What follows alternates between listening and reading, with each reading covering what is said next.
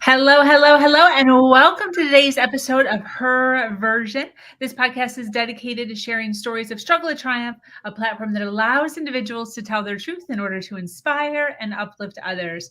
For those of you that are new to this podcast and like content like this, make sure you hit that subscribe button, follow, like, and share. I am your host, Sabrina Victoria. Let's jump right in.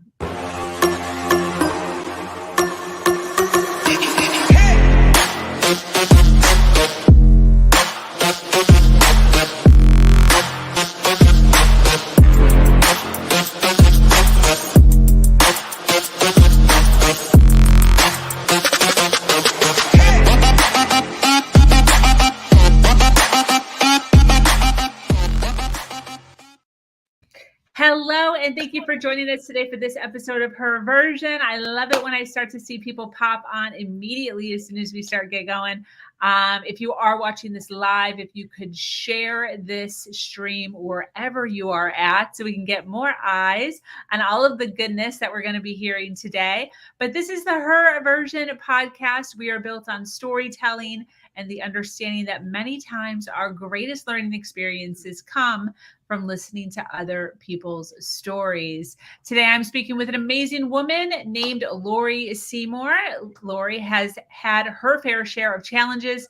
Through it all, she has learned that she doesn't have to follow the rules. She can step into the unknown and find purpose, power, and clarity.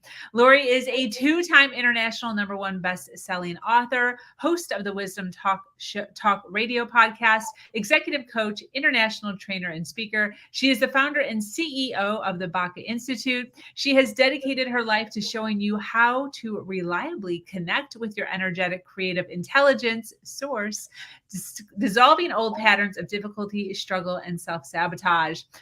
Almost 25 years ago, Laurie was honored to receive the stewardship of a special energetic technology that accelerates the process of interconnection and ability for quantum creation in individuals and in groups. So excited to have Laurie here with us to share some of her journey, some of the awesomeness that she has going on in her life. Thank you so much for being here. Oh, I'm delighted to be with you, Sabrina. Thank you for inviting me, and I'm looking forward to a dynamic conversation. Yes, thank you so much. I so appreciate you taking some time out of your day. So one of the things that I love to dive into, obviously, you have so much going on right now of just so much goodness that you work with in your community, in your world, in your universe. But I would like to take a couple of steps back with you to kind of give people an understanding of yes, and there's been some stuff. Always has been. I mean, for everybody. Yes, 100%. So what I'd like is for you to share with us anything that you want regarding a challenge or a struggle or a huge pivot that you had in your life that kind of just moved you and what you learned from that experience. Oh boy. I want to talk about multiple timelines almost at once. Okay. So my father died when I was really, really young, before I was 7. And my mother had 4 kids. Still, well, she's not alive, but there's still the 4 of us alive. And because she didn't have any money supporting her, she was on Social Security. Her whole life was struggle. And that's what, as a young girl, that's what I saw was, oh, life is a struggle. And it's not something that you just receive, and there's all this goodness kind of thing. It's a struggle. It wasn't horrible. It wasn't anything like that. But that sense of life being a struggle permeated everything in my way of being and thinking. And even as I moved on, I became a psychotherapist. I went to graduate school. I did all of these things and became very successful. But the toll that takes on you to see life as something you've got to push through, you've got to keep going. The corollary to that for me was I was alone. and in a lot of ways, somewhere in my being, I didn't feel like I was really loved. And so that was the piece I carried. I mean, that was part of what drew me to going into the field of psychology. Was I was really interested in what's possible for us, and what challenges do we have, but what's really possible? If we don't have to continue to see ourselves as broken or needing fixing, what's here? And so I wanted to explore that. And but and I went into that field. I had a private practice. I was teaching, but it wasn't until I met my teacher, the person who became my teacher, that I had the experience of feeling, like intimately feeling in my body what it was like to be loved.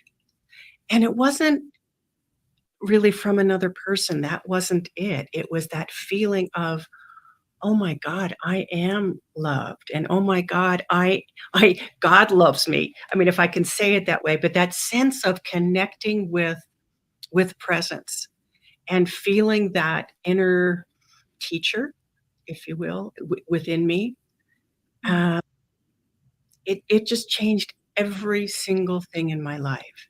So Mm. where for me, where I had lived in so much self-doubt, like, "Am I really doing what I'm supposed to be doing? Am I really okay? Am I really lovable?"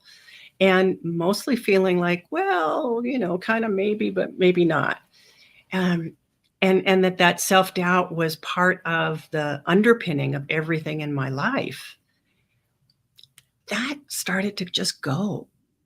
When I had that experience, what it showed me, it gave me the feeling of that. It gave me something I could actually hold on to and not just an idea or a concept.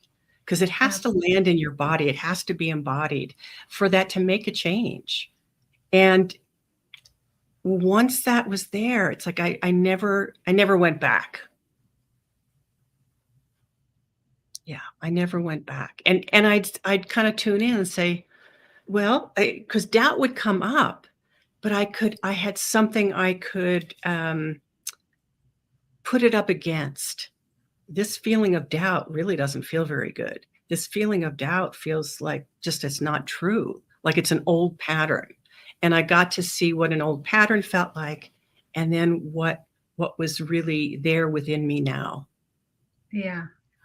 You seem like you've had a lot of self-reflection since then. Even before. I mean, I think self-reflection has been a key part of who I am, Yeah. and it continues because there's a lot of change going on in my life right now, and and I know that it's through that process of tuning in that I get to see who am I now and what's Mm. next, and some of those key things that help to, direct us and guide us for next steps. Yeah, definitely. When did you when did you step into personal development or personal growth in order to have that self-reflection or that self-awareness? Like, when did that come into play? Was it young or old or Boy. middle Oh, it or was young, it was young. I mean, even in high school, there was that part of me that was drawn to that process of self-exploration, and that's what took me into going into the field of psychology at a very early age. wow. I mean, going into undergraduate school and feeling like, "Yeah, okay, this is where I am," and then going to graduate school and, "Yep, this is right."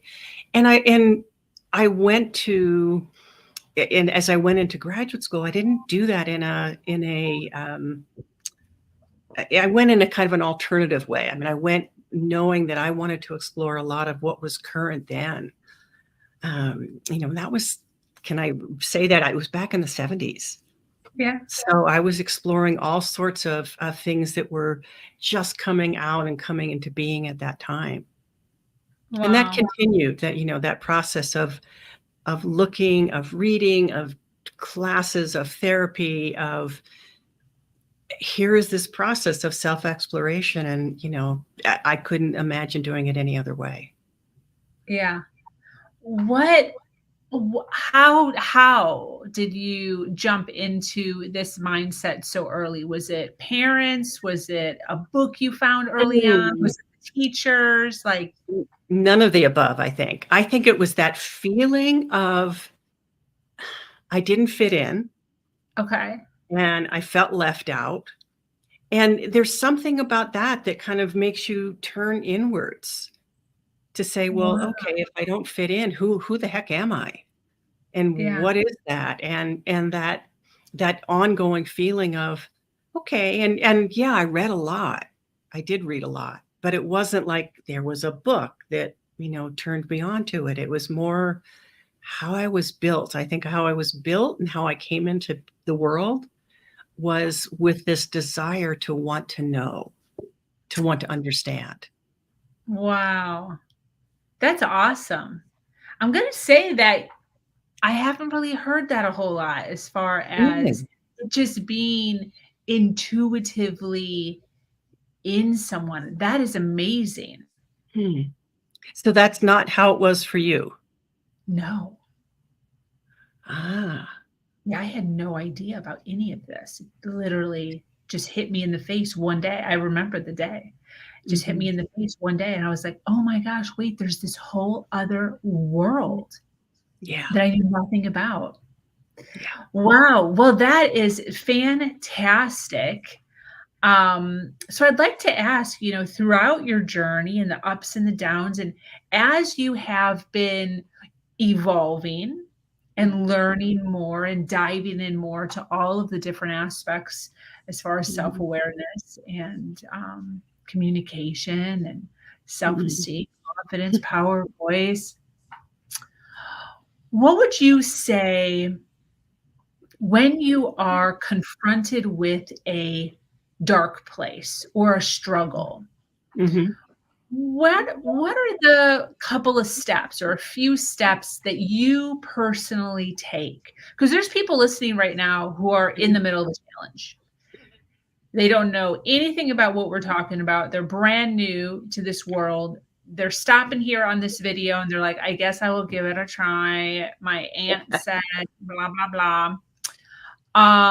But like, what's the first step? So with your journey, what Mhm. do you do when you're coming into a challenge? You can see it coming or you're in the middle of it to mentally go through it, come Mhm. out the other end and not sit in like the muck of it for weeks or months or years like some people do. And it's easy to do, if especially if we don't know anything else, Yeah. or no one's ever said, "Wait, there is another possibility." Yeah. And for me, it's not about, like, flipping to, "Okay, now I gotta be positive," because, that doesn't do anything that's real. Yeah. And I also don't feel like we have to stay forever in the struggle. Yeah. But you asked about the steps of that, and that's a great question. Um, for me right now, I'm going through a lot of change. I'm questioning a lot of things. There's been some big life situations that are in the process of changing right now. And what I've felt in myself is just this kind of emptiness or void. And in that void, it's like I want to fill it. Like, okay, get busy, do things. But I've learned that this is ultimately a creative place. And by creative, what I don't mean like, okay, I'm going to write a song about it, or it's not even that, because it's so empty that all I want to do is cry. And so that's one of the things that I've learned, that when I have that feeling like I don't even know why, but all I want to do is cry, that usually it means that I'm in the void, I'm in this empty place. And that's that in between when something ends and before something else has begun. So it doesn't have form. And because it doesn't have form, there's nothing for our mental self to latch onto, to hold on to. Yeah. So I've learned that I have to give myself space, be gentle with myself, not push. like really just like, okay, no, this is what it is. So I'll name it. I'll name it as the void, or I'll name it as this empty in-between place. And I've learned, and I think probably a lot of the people listening to this know, or at least have had the experience of having gone through that, gotten to the other side. But then we forget. We forget that we've made it through this kind of empty void space. Yeah. Yeah. And if we can 100. remember that, if we can say, wait a minute, I've been here before. I'll get through it. But let me get curious. So curiosity is a big one for me, because part of it being a void is that we're stepping into something that's not known. We don't know yet. And that's really how I feel right now in my life. Is I keep saying, I don't know a thing. I don't know. And Yes. if I try and manufacture knowing from this place, I'm going to miss out on what's possible. And I actually am curious and interested and want to be present for what shows up. Yes. I love this word that you're using as far as curiosity goes. Mhm. And for those that are watching live or possibly on the replay who have maybe never heard of this before, but they're like, ooh, okay, wait, what? Can Yeah. you expand on that a little bit? What does it mean? What is the power in being curious? Ooh, I love that question. The power in being curious is that we open up to what we don't already know. We've been trained to be, mostly this mental being. Um, we're taught in school. We don't pay attention to feelings. We don't pay attention to our inner wisdom or our inner voice, and that's Mhm. a huge thing for me. So if you're in that place of, well, this is how I've always done things, those are the patterns. And if I say, well, wait a minute, what if? And I allow that question to kind of play in me. What if there was something else? What if there was something more? What if there was something different? And it opens the door. Curiosity is such a powerful force because it opens the door to you going beyond what you already know. And for me, that's the quantum field, when we Mm. start to step into the place of connecting with the unknown and making it known. I mean, it's not like it stays unknown or mysterious. Yeah. It's just that we have to be willing to realize we don't know everything. I used to think I knew everything, or at least I Yeah. wanted to. Yes, 100. Yeah, I've definitely been in that place before of feeling like Mhm. I know everything. Now the joy is realizing that I don't know anything. And I mean, yes, and right. And it leaves so much more room for growth, just Yeah. recognizing like, who I am now because of this newfound passion Mhm. is only going to get better. Yeah. Yes, and it does. It Yeah. doesn't mean we don't go through those Yeah. moments where, God, everything feels like crap. Yeah. It does mean, though, that we get to have a bigger picture that we get to explore and live Yeah. into and live Yeah. into. Yeah. I love that you're being so kind of open with, hey, I'm going through some stuff right now. I'm going through some transitions right now. So I think it's so important for us to constantly recognize that you can do all the things and you can Mm, have stuff set up and you can have had accomplishments. I mean, we were talking about in your intro how you're a two-time international #1 bestseller.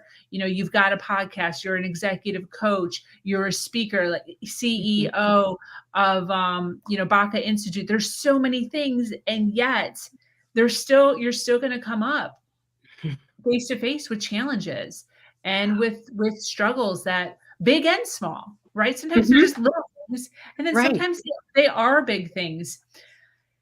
Can you talk about some points in your personal life or maybe even your career where there was some real humbling that had to happen, where you actually were like, wow, I can't believe this is happening to me right now? Because I think sometimes people think that you don't understand, Laurie, because you know what I mean? Because like you would look at all the Yeah, stuff that's done. So like you don't right. even get it. You don't even understand. What's something with within your professional business or your personal business where Yeah. you're just like, this sucks. I had two things about that. One is that all of those things are just things, first of all, first and foremost, because they are not who I am. Yeah, there's things I've done and blah, blah, blah. And they become, when I even listen to them, I go, who? What? So I want to go back to it another time. And it's been a while, and it's not that I don't have anything current, but it's the one that popped up and it's a big one. Yeah. Um, so I was what I felt was happily married, Okay. had a young daughter. It had been a long time coming. We were married for many years before I got pregnant. And I'm not going to go through the details of the whole process because that's too long. But I came to a point where I knew I had to leave. Okay. And I was a therapist. I did a lot of couples and relationship counseling. And there were all these things that I didn't see. It was really like, oh, really? Really? It was like somewhere the lights came on, my ability to really see what was happening in the relationship came on, and I couldn't be there anymore. And he had come through this major health crisis, so how could I leave? All of that. And as I went inside and connected with that truth inside myself, I had no choice, is what it felt like. I mean, of course I did, but the choice was for me to follow that inner guidance. And the inner guidance was, it's time to go. Wow. And I remember that moment of taking a walk in the neighborhood with him and not knowing that I was going to say anything at all, but that I suddenly gave voice to, I need to leave. And it was such a moment it was like the energy just came through me and I allowed it to, and I allowed myself to speak what I needed to speak. And I mean, that's what I teach. That's what my whole life is built on. But this is a long, long time ago. And the humbling part, the part that relates to what you were just asking about is, how could I not have seen that? It's like I bought into the vision that everybody had of our relationship. And I didn't, and I wasn't acknowledging what was true for me. And ultimately what was true. Yeah. Yeah. It's interesting. I think it was just last week, I was doing our support group. We have a support group every Monday night, 7 p.m. Eastern. And I read a meditation on letting go. And the premise of the meditation was, there's times when there's things in our life that are heavy that we're kind of like putting up with. Mm-hmm. And we hit a point where you don't have to ask anybody. You don't have to discuss it. You don't have to look anything up. You don't have to research anything. You don't have to tell anybody. And you can literally just let go. Mm-hmm. Yeah. Yeah. It's So profound. yeah. And it is simple and not easy. Yeah. Yes. Thank you for adding that part. That's probably the most important part there, the asterisk. Yes. Not easy. Not easy. None of this is. Until we start to move in the energy of it. And then what I've experienced is there's all kinds of support.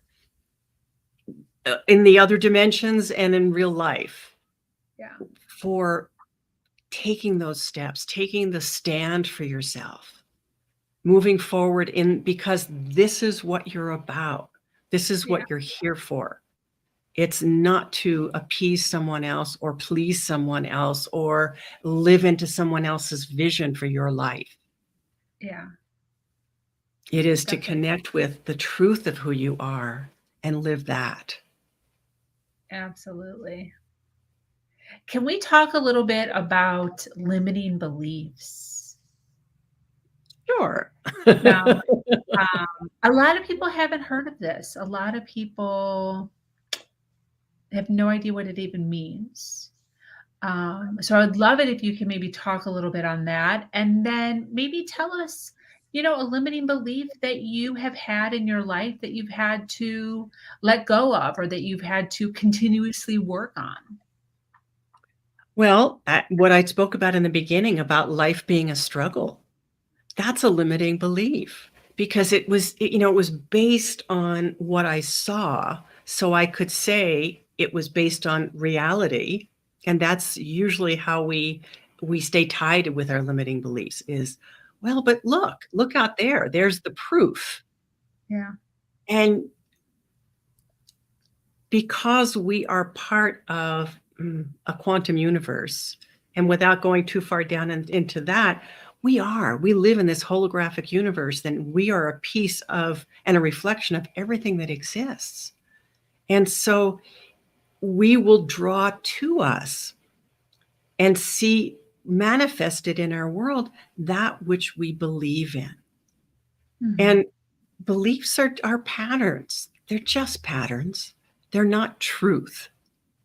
And that's the other thing that I think for my whole life, I've wanted to know what is true. If I'm in a struggle in a relationship, I don't care about being right. I care about let's get to truth. Let's see what like is really going on. And because what's really going on at ultimate bottom line or what's really going to move something is to know that love always wins, or love Yeah. will win if we Yeah. allow it. If we allow ourselves to feel that and to know it, and that anything else is a limiting belief, like I'm not capable of loving or I'm not capable of being loved. Those are limiting beliefs. And so if love comes to us with the whole while holding that limiting belief, are you going to see it? No. You're going to see something that's a mirror of what you're already expecting to see, because that's how we're trained, and that's how that part of the brain that wants to keep us safe, Mhm. that's how it works. It's called the amygdala, and it's that part of the brain that's that fight or flight that says, uh-oh, the mastodon is coming, you better get out of here. Yeah. And how long have mastodons been extinct, or the saber-toothed tiger? How long have they been extinct? Yeah. Doesn't matter when we hold a limiting belief. Definitely. Yeah. Well, while you were talking, I don't know why this popped up, but for some reason um, I thought of what is that when you, not a stereotype, a superstition. Oh. For some reason, while you were talking, I was like, limiting beliefs are a little bit similar to superstitions because it's like a Mm. superstition is only a superstition if you know it's not true. But you believe it because you believe it to be true. But if you acknowledge it as being a superstition, then actually you know it's not true. Ah. So is what you're saying we could call a limiting belief a superstition? Yeah. Or I or mean, an when old you were wives' talking, tale? that's the first time that's ever happened to me. But like Yeah, when you were yeah. talking, I was like, actually, if you're calling something a limiting belief, then Mhm. you know it's a superstition. Therefore, you know it's not true. It's either a superstition or it's truth. Ooh. It Ooh. can't be both. Oh, Mhm. that's Mhm. so that's So cool. How did you Yeah, do that's that? really something to chew on, isn't it? I'm gonna have to Wow. re-listen to this and listen to how you explained that, because that Mm. was so interesting how that just came to me like that. I love it. I love I that that came. yes, Yeah. and it's so true. Yeah. Um, Mhm. I love what you said about patterns aren't truths. Yeah. No, patterns, not truths. Both. Okay, let's talk about that for a second, Okay. because that is good. So, I mean, patterns are just patterns. Okay. And it, because I spent so many years as a psychotherapist, what was I doing was working with people's patterns. But if we start to see, oh, that's just a pattern, then I don't need to pull it apart. I don't need to spend the next 10 years of my life excavating the pattern. I can make that shift. And it's an energetic shift. It's like, oh, yeah, I see that. And it doesn't automatically necessarily free us of it, Okay. but it gives us a way to get curious about it, back to curiosity, Yes. get curious about that pattern. And it's when it comes up and it's when it's there in the present moment, then I can really get curious and say, okay, if you're just a pattern, what's on the other side of that? What is truth? And truth has that physical feeling in your body. If you know what I mean. Okay, maybe people don't. I think it's really important to know what truth feels like in your body so that you have something that you can measure in a way against that old pattern or the recognition of a pattern. Like with self-doubt for me, when self-doubt would come up, and if it still comes up, it doesn't matter. I measure it against what I felt as truth of being loved. That was truth. That was something that every cell in my body was lit up with and resonated with. And so I have that, and when the other feels so diminished, so limiting belief, struggle, all of that, it just feels yucky. Yeah. And yuckiness, to use a very particular word, isn't truth. Yes. Isn't truth. Yes. What does truth feel like?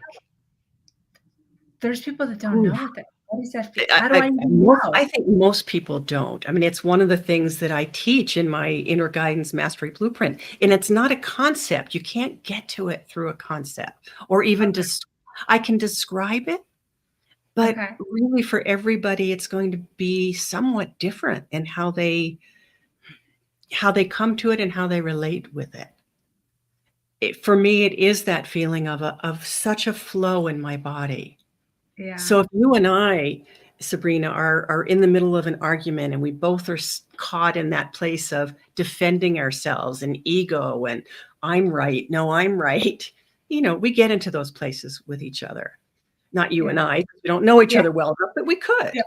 Yeah. And and because I really am committed to that doesn't feel good. That place of being in protection or defense, we all know what that feels like.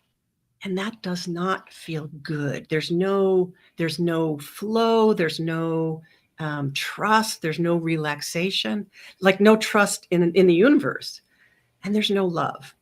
So that for me is like the anti-truth because I'm caught in that ego way of looking at things.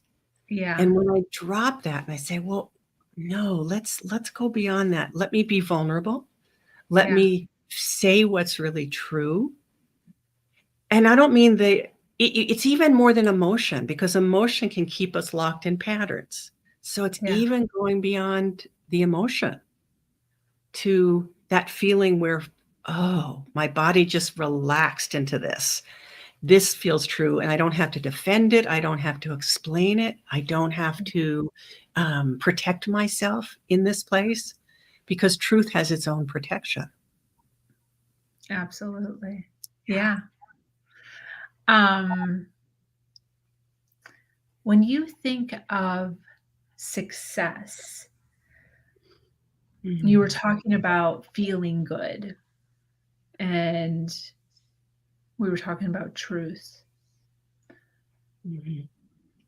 Most people that we would talk to are looking for success, whatever that means.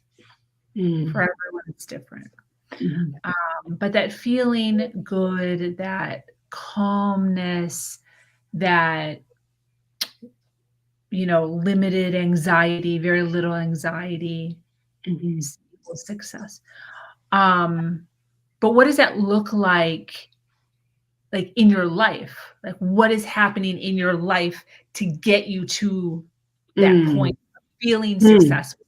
So I want to ask for you, right? Not for Okay. everybody, because everyone's vision of what success is totally different. But for Mhm. you, what does success mean? Mm. Probably the most fundamental is when I feel connected with that creative flow of life and I'm expressing it. So there's trust in that, like trust in listening to my own inner guidance.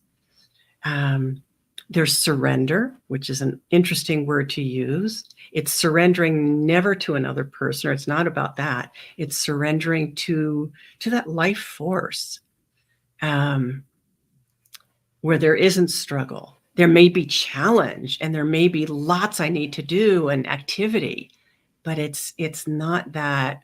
It's not struggle. It's that creative life force that's just there, and I'm dancing with it. And that for me is if I don't use the word success, but that would be success. And Fantastic. it's always in the moment. It's not a one and done. It's how do we take what we're inspired to do and bring it out into the world and make it real. Absolutely. Mhm. Yeah. Um, a Like you lot of were people. inspired to do this. I know I'm interrupting you, but you were inspired to create this podcast and to do what you were doing. And I just know a little bit about how you came to this, but don't you feel as you do it, the rightness of it? Oh, yes. Now more so than ever. Yeah. Oh. Yeah, it's evolved. Mhm. I didn't start it to for it to be this, but it's become something brilliant. And all based around what I had been building. One of the things that I talk about all the time is I'm always doing in a direction of, but I don't always know where Mhm. I'm going. Oh, yeah. Yeah. And we don't. We might have a full picture that comes to us, but Yeah. then you have to start from back here and like all the different steps. And we have to be willing to be in the moment with it Yeah. because things keep changing, things keep evolving, and we have to learn how to stay present with those changes as they happen. Yeah. Yeah. 100. Yeah, I always say it's important to work in limited time. So it's good to have like a long term, like I have a 5-year and a 12-year goal, Mhm. but I stick with 90 days Ah, because you people pivot. We pivot all the absolutely. time. And not only do people pivot, but excuse me, we're part of this whole creative universe. And maybe there's all these other things that need to come into play that we can't see, but that the universe brings something new to us, a month down the road. And if we hold like, no, I've got to do it this way, the way that came to me to begin with, I hear that all the time. But Yeah. as I teach people and how people learn how to be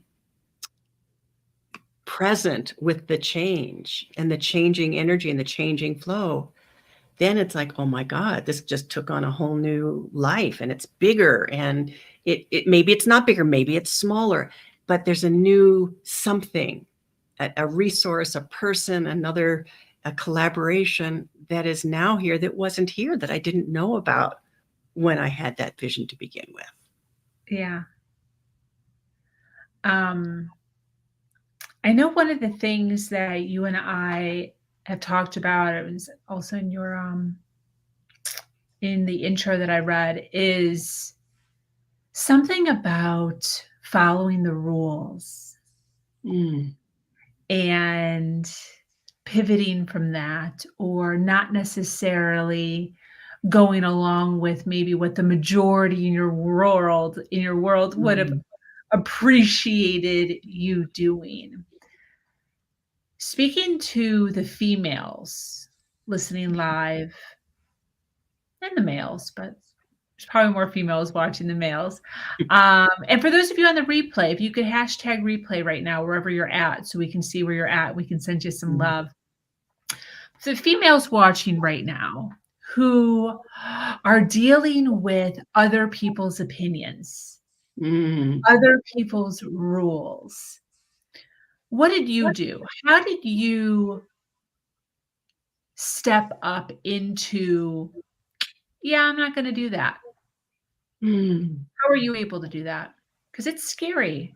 Sometimes you're hurting your mom's feelings. Oh, for sure. In the early days, how I would deal with it was just not to confront, just to kind of go around, the backside of things and just do what I wanted to do. Mhm. But ultimately, that's, you don't stay a kid all your whole life. And at some point, there is that standing up. And I don't think I really said, oh, yeah, no, I'm not going to, follow these rules. I don't think it was like that. I didn't have that in me to be flip about it. Uh-huh. Um, it was so much more of allowing and developing what felt true to me and felt important, and following the inner voice, Got it. following that inner truth. Yeah. And because that's what I was studying for, really for decades, was Mhm. doing that and practicing that, Mhm. that became so much stronger. And so rules, it wasn't even a matter of then of directly confronting, oh, I'm not going to do this or that. It was more about, rather than looking outwards for the validation or what I needed to do, it was turning inwards and trusting that. And trusting that that energy works appropriately. And so my guidance is not going to tell me to um, upend something. It, it always works appropriately for the whole, is what I want to Yeah. say. Yeah. I've heard that before as far as taking away someone's, is it like a valid card, the validity? What is that called Mm. when, have you heard that before? Say The more.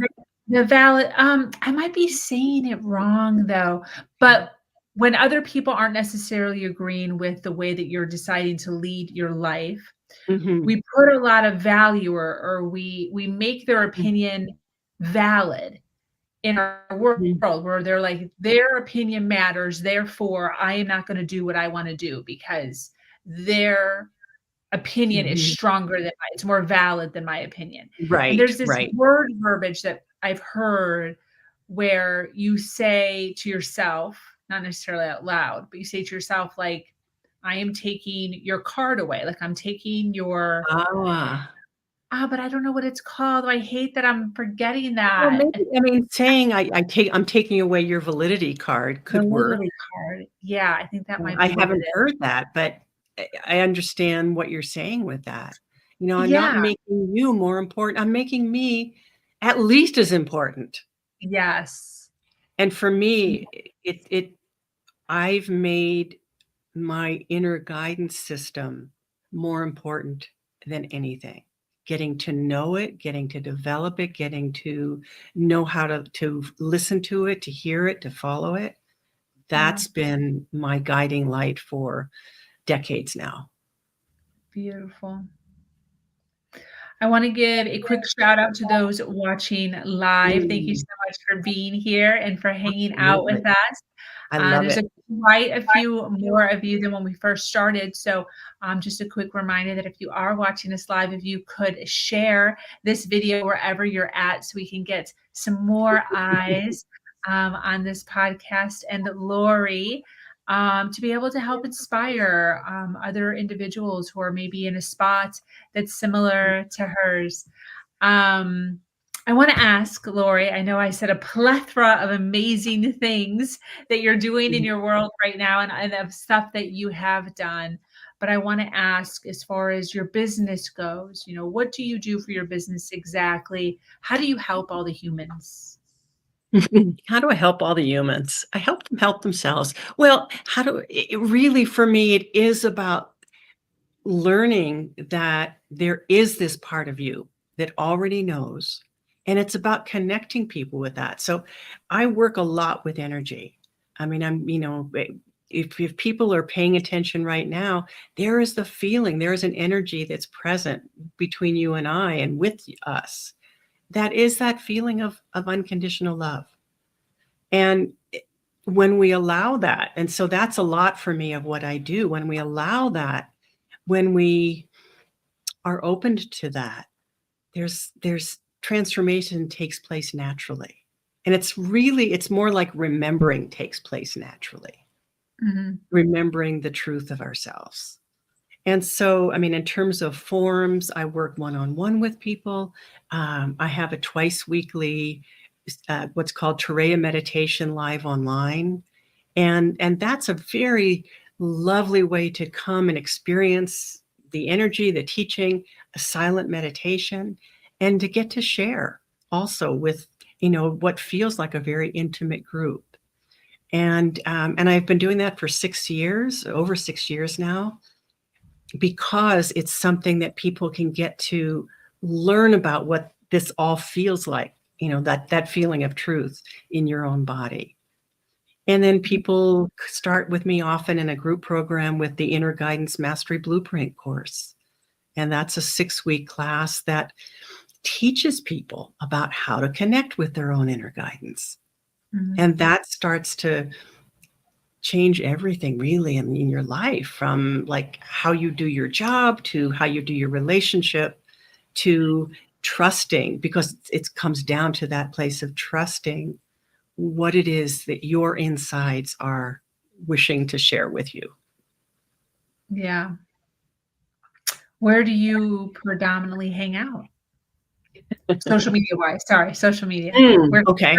Where can people find you? Yeah, She's like, at the local grocery store. That's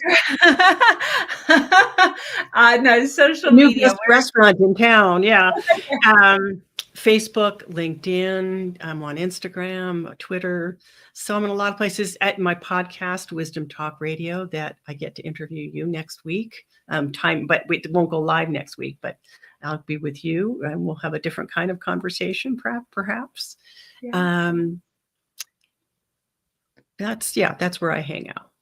I love it. And I work internationally because I love to travel, and I haven't since before. Well, I've done a little travel, but I haven't done work travel since before the pandemic. And I look forward to getting back to that and spending some time teaching in France and perhaps the UK.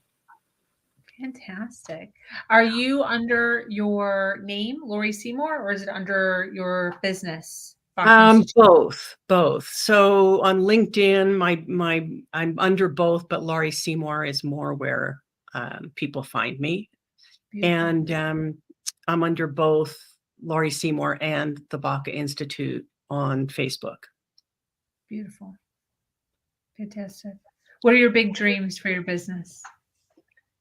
Oh boy, part of being in this void right now is it feels like the dreams are shifting and changing, and I don't know even what they are yet, which is kind of, when you come onto something like this, you're supposed to have something, and I don't. Wow. Part of it is about, I know that I'm to be moving about the world more, and I haven't been. I've been pretty much close to home, even though I work online internationally. Yeah. But I won't say it's exactly a dream, but more this sense of there are places I need to go and to be. Yeah. Fantastic. And why do you do what you do?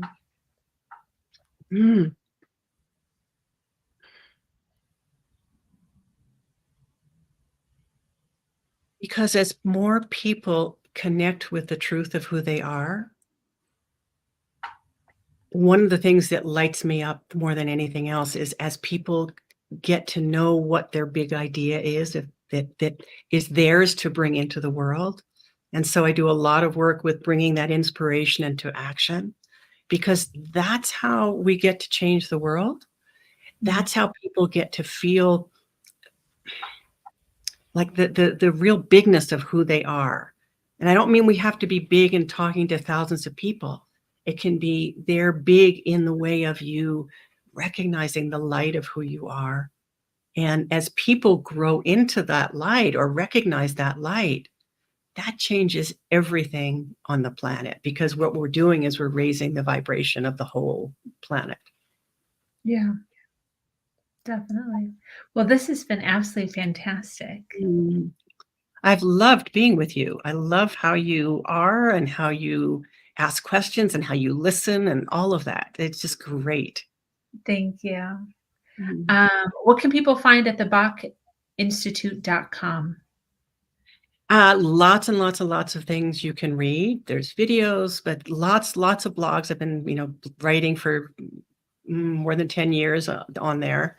And there's a great quiz, the Quantum Connection quiz, that will teach you, it will show you about what your style is, your way of connecting with the quantum universe. And that sounds pretty, airy and out there, but it's really about how do you use your own creativity in the world? And how do you best use it? What do you need to maybe expand upon or deepen or get to know more about? And what's your natural way, so that you're not fighting against what's natural for who you are? Yes. Oh, I loved that. Very cool. Is that on the first page? It is. Okay. Right at the top when you land there, it's right there. Very cool. That's fantastic. Any closing thoughts as we wrap up? Yeah, actually, it's something I haven't said anything about. And it's the most simple thing in the world, which is our breath. And that our breath is the way of connecting with what's true. It's the way of connecting with the world. And when we take a conscious breath, what we're doing is we're breathing in like the breath of God or the breath of presence, however you want to think about that. And when we realize that, when we really know it, we allow ourselves to receive. And if we can be in that place of receiving, wow. Fantastic. Great way to close up.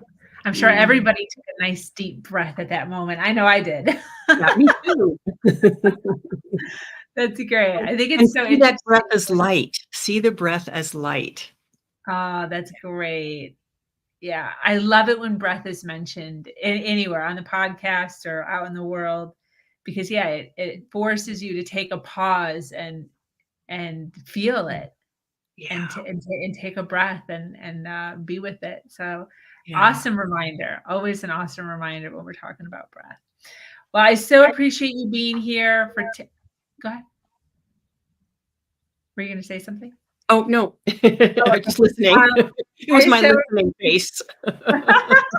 I so appreciate you being here, hanging out with us. Those of you watching live, those of you watching on the replay, thank you so much for hanging out with us and sharing this time with Laurie and I as we spoke about some of her story and some of the goodness that she's bringing into the world today. If you resonated with all the goodness that she shared, make sure you check out her website, the BacaInstitute.com. The website is right above her head area up here, and then also in the description wherever you are watching us at. And then she does hang out on social media, Facebook, LinkedIn sounds like the most active places to find her. We loved connecting people here on this platform so that we can all continue to rise. I want to thank each and every one of you for joining us here on Her Version. This community is expanding every single day and is filled with females who are striving to do better than they did yesterday. For those of you that are new to this podcast, make sure you like and subscribe. If you have a story to share, check us out at hernation.life to register for a possible podcast. I am your host, Sabrina Victoria, and I'm so grateful to be here sharing a platform that allows people to share their truth and inspire others. As always, do something